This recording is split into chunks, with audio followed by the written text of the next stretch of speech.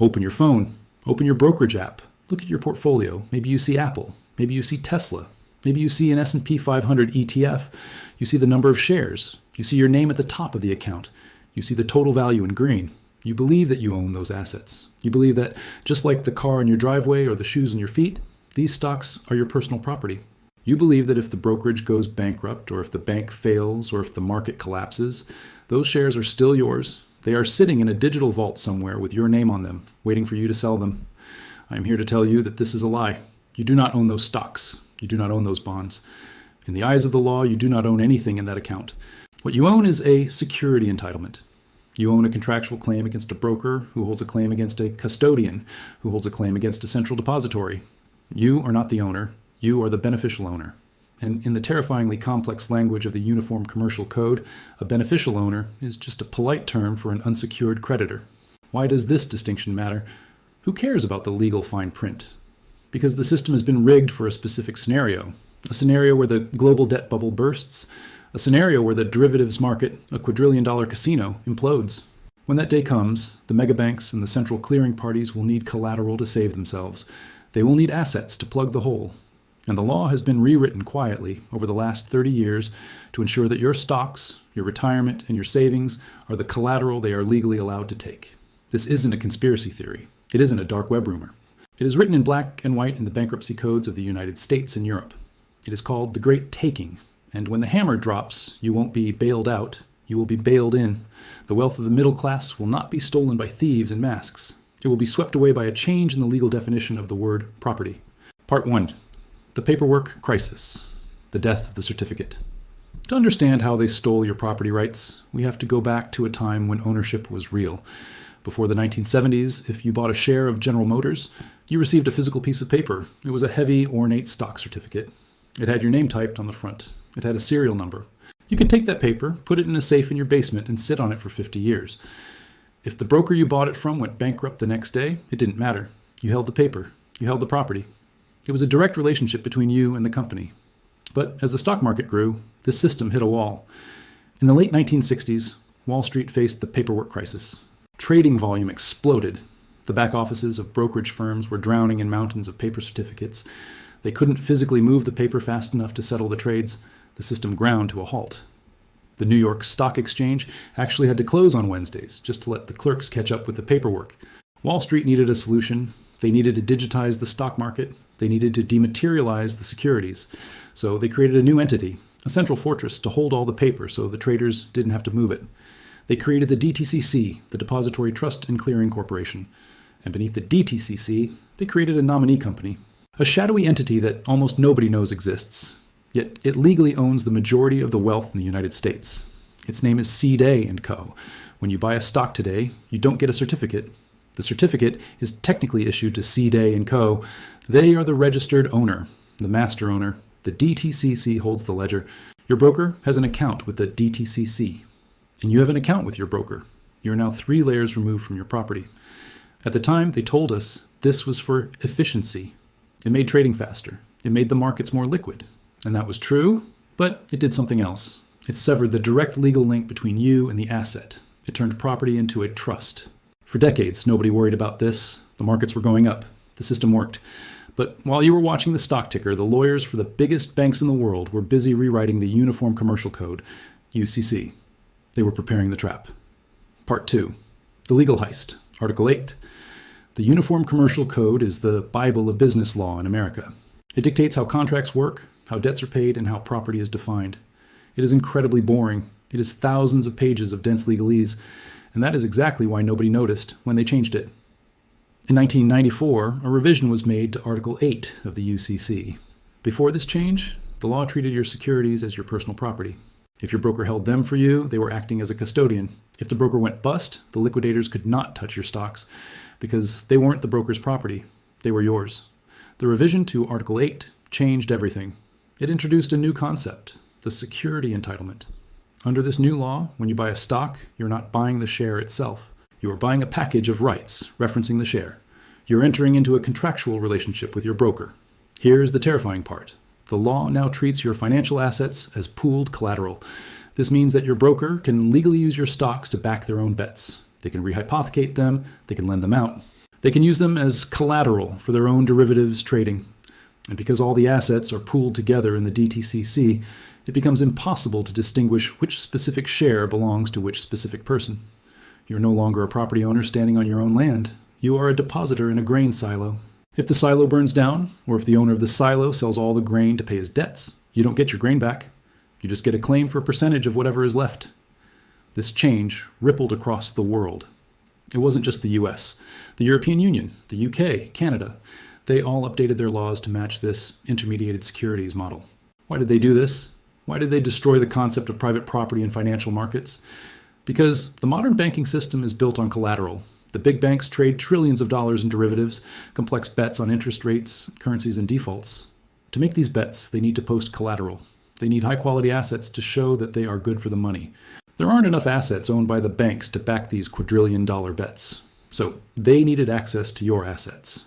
They needed a legal framework that allowed the entire ocean of private savings, pension funds, 401ks, retail brokerage accounts, to be used as the ultimate backstop for their casino. They turned your wealth into their poker chips. Part 3, the priority of claims, the super priority. Now, you might be thinking, okay, but if my broker goes bankrupt, there is insurance, there's the SIPC, I am protected. This is the most dangerous illusion of all? Yes, there is insurance, but the insurance covers a tiny fraction of the market. The SIPC has a few $billion in reserves. The US stock market is worth tens of trillions. If a major systemic collapse happens, the kind that takes down a JP Morgan or a Goldman Sachs, the insurance will be wiped out in seconds. It is like trying to stop a tsunami with a paper towel, but the real horror is in the priority of claims. In a bankruptcy, there is a strict line of who gets paid first. First, the lawyers and the administrators. Then, the secured creditors. Then, the unsecured creditors. Then, the shareholders. Because of the changes to the bankruptcy code, specifically the reform in 2005, there's a new class of creditor that has super priority. The derivatives counterparties. This is the safe harbor provision. It states that in the event of a bankruptcy, the big banks that hold derivative contracts with the failed institution are legally allowed to seize the collateral immediately. They don't have to go to bankruptcy court. They don't have to wait for a judge. They can jump the line. And what is the collateral? It is the pool of assets held by the broker. It is your security entitlements. Let's play out the scenario. Imagine a major financial crisis hits in 2026. A massive hedge fund blows up. It triggers a chain reaction. A major broker-dealer, let's call them mega broker, becomes insolvent. Mega broker has trillions of dollars in derivative liabilities with the biggest banks in the world. Under the 2005 bankruptcy reform, those big banks have the right to seize mega broker's assets to settle the debts. Mega broker holds your stocks in a pool. The banks seize the pool. You, the retail investor, wake up to check your app. You see a message, account frozen. You call customer service, nobody answers. You hire a lawyer. The lawyer reads the fine print of the user agreement in Article 8 of the UCC. He tells you the bad news. You are an unsecured creditor. The secured creditors, the derivatives counterparties, have already taken the assets. They had a priority claim. Your stocks are gone. But I paid for them, you scream. They were mine. No, the lawyer says. You owned a security entitlement. You owned a contract with Mega Broker. Mega Broker failed. The contract is broken. You can file a claim in bankruptcy court for the cash value, but there is no cash left. This is the legal reality. The assets move up the chain to the protected class, the too big to fail banks, and the losses move down the chain to the entitlement holders, you. Part 4, the bail-in precedent. If you think this is theoretical, look at history. Look at what they have already done. In 2013, the banking system in Cyprus collapsed. The government didn't bail them out with tax money.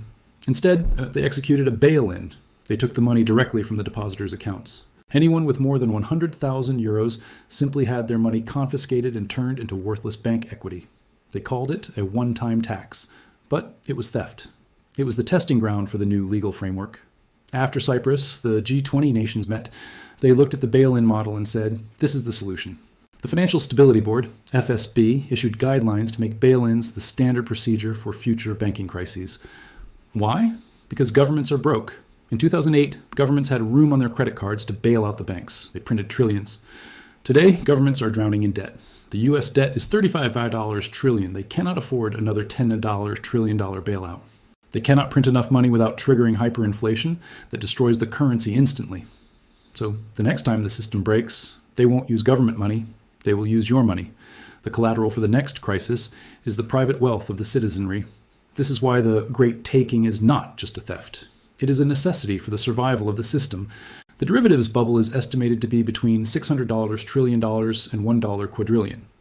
There is not enough money in the world to settle those bets. The only way to balance the books is to confiscate the underlying assets, the stocks and bonds held by the public. Part 5. The off switch. Central clearing parties. The architecture for this confiscation is centralized. Remember the DTCC, the fortress that holds the ledger?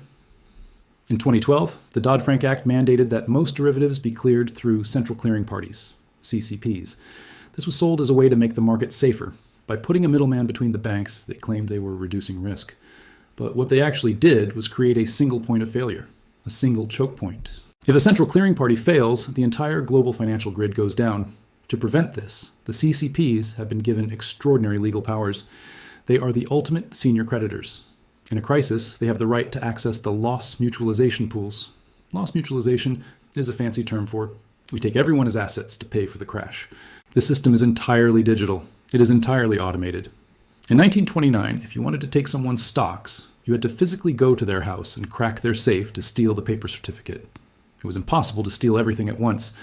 In 2026, it can be done with a few lines of code. With the push of a button, the ownership rights can be transferred from the retail accounts to the central ledger of the CCPs to cover the margin calls of the megabanks. It will happen at the speed of light, before the market even opens, before you even wake up to read the news. Part 6. The distraction of crypto and CBDCs. While this legal trap was being set, they gave you distractions. They gave you Bitcoin. They gave you the debate about central bank digital currencies, CBDCs. Now, CBDCs are a threat. They are a tool for surveillance and control. But focusing only on CBDCs misses the bigger picture. CBDCs are about controlling your flow of money, your spending. The great taking is about controlling your stock of wealth, your savings. They don't need a CBDC to steal your 401k. The legal mechanism is already in place. The trap is already shut. The user agreements you signed without reading, they contain the consent. Look at the terms of service of your brokerage or your crypto exchange. Look for the words rehypothecation. Look for the words omnibus account. These are the legal loopholes that allow them to commingle your assets with their own. We saw a preview of this with FTX. When Sam Bankman-Fried's crypto exchange collapsed, customers shouted, "That's my Bitcoin!" But the bankruptcy judge said, "No, you deposited your Bitcoin into a pooled account. You are an unsecured creditor." The customers lost billions. The lawyers and the secured creditors picked the carcass clean. FTX wasn't an anomaly. FTX was a microcosm of the entire global financial system. The stock market is just FTX on a scale of $100 trillion. Part 7. The invisible enemy. The brilliance of this scheme is its invisibility. There is no villain twisting a mustache. There's no dictator seizing factories. There are only boring lawyers, boring lobbyists, and boring politicians passing boring amendments to the Uniform Commercial Code. It is a silent coup. It relies on the fact that 99% of the population does not understand the difference between legal title and beneficial ownership. It relies on the fact that you trust the screen on your phone. You see the numbers and you feel rich, you feel secure, but those numbers are just pixels. They are entitlements, and an entitlement can be revoked. The protected class, the entities that own the Federal Reserve, the entities that run the DTCC, they know the crash is coming. They built the bubble. They know it cannot be sustained mathematically, so they spent the last 30 years building a lifeboat. And the lifeboat is built out of your assets. When the ship sinks, they have the legal right to take the wood from your cabin to fix their hull. Conclusion. You will own nothing. The World Economic Forum famously predicted, you will own nothing and you will be happy. Most people think this refers to a future where we rent everything, cars, appliances, clothes. But the Great Taking suggests a much more literal interpretation. You will own nothing because your ownership rights have been legally stripped away. You will own nothing because in the moment of crisis, your financial identity will be liquidated to save the system. This is the end game of financialization. We moved from a system of property rights to a system of contractual claims. We moved from a system of physical possession to a system of digital illusions. And as we stand on the precipice of the greatest debt unwind in history, you need to ask yourself a simple question. If the lights go out tomorrow, if the brokerages close their doors, if the internet goes dark, what do you actually hold in your hand? If the answer is nothing, then you are not an owner. You are just waiting to be the collateral. The trap is set, the laws are passed, the precedents are established. The only thing missing is the trigger. And looking at the fragility of the global markets, the trigger is not far away. Don't let the illusion of the green numbers on your screen lull you to sleep. In the new feudalism of high finance, you are not the lord of your castle. You are the serf, and the harvest is coming.